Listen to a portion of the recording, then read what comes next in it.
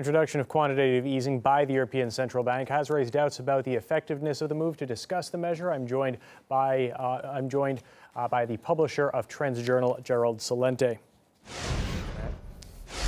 Thank you very much for joining us again here on RT International. So how does quantitative easing, or QE, work, and why is the ECB willing to take this step to implement it in Europe?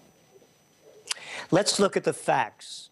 In the United States, when they dumped in the government $7 trillion to prop up some $30 trillion worth of assets, look what happened to the equity markets. They went from 8,000 to 18,000. Take a look what happened over there in Japan with Abenomics, Japanese word for quantitative easing. Equity markets went up 57%. Look at today's news. Look how the markets all went up. And you're seeing the European markets now going up at what? Their 7-year highs. All this is doing, it is enriching the equity markets. The proof is there. All you have to do is look at the facts, and here's the facts in the States. Median household income is below 1999 levels. Wages are stagnant since 2000. The jobs that they created are low-paying jobs. The last numbers that just came out in December, we saw retail sales way down, and we saw earnings down. The only thing that this is helping are the speculators. This isn't a central bank. It's a massive fraud. And it's one of our top trends, by the way, of 2015. This isn't capitalism. It's bankism. It's a takeover. Four words killed capitalism. Too big to fail. Now, do you think, though, it may have any effect on the long-running financial troubles in Europe? Absolutely not. Just has it helped in Japan? Look what happened after their first round of Abenomics. Their third quarter GDP came in down 7.2%. And this whole lie, and here's the facts, this is what they're saying. From Bloomberg today, Draghi commits to trillion euro QE in deflation fight. And here's why deflation is bad, according to the other charlatans out there, the other fraudsters that'll say anything to make sense of nothing. This is from Financial Times. As consumers expect goods to become cheaper in the future, they postpone purchases, worsening the slump. That's why they say deflation is bad. How about growing up?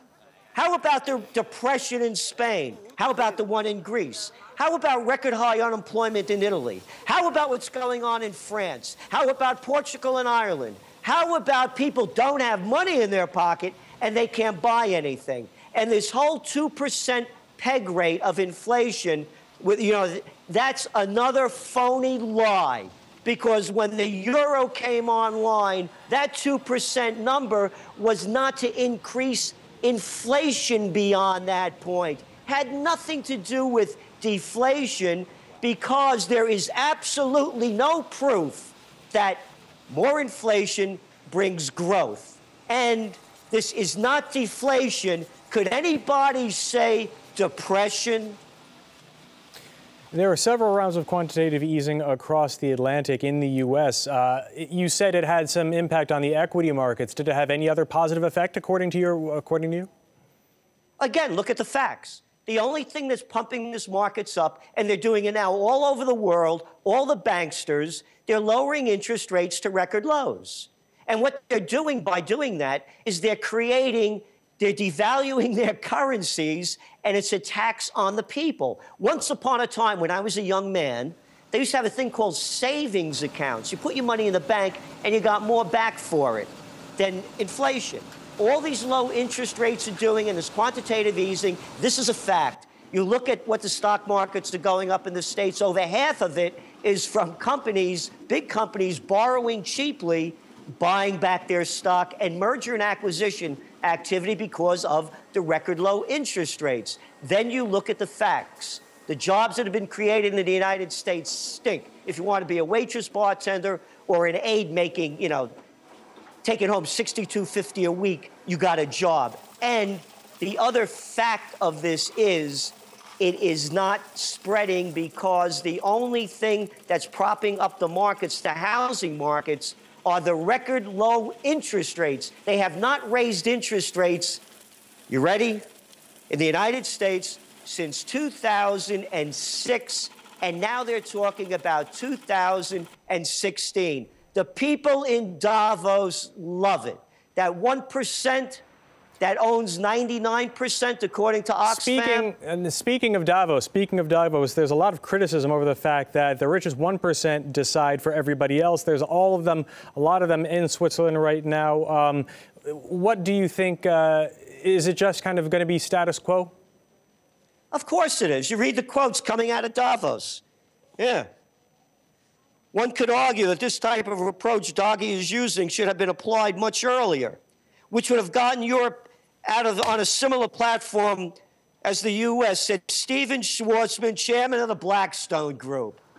That's all talk. They could care less.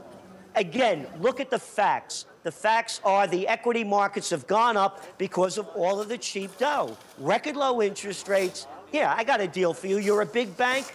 I'll loan you money at 0.25%, and you can loan it out back at anything that you want.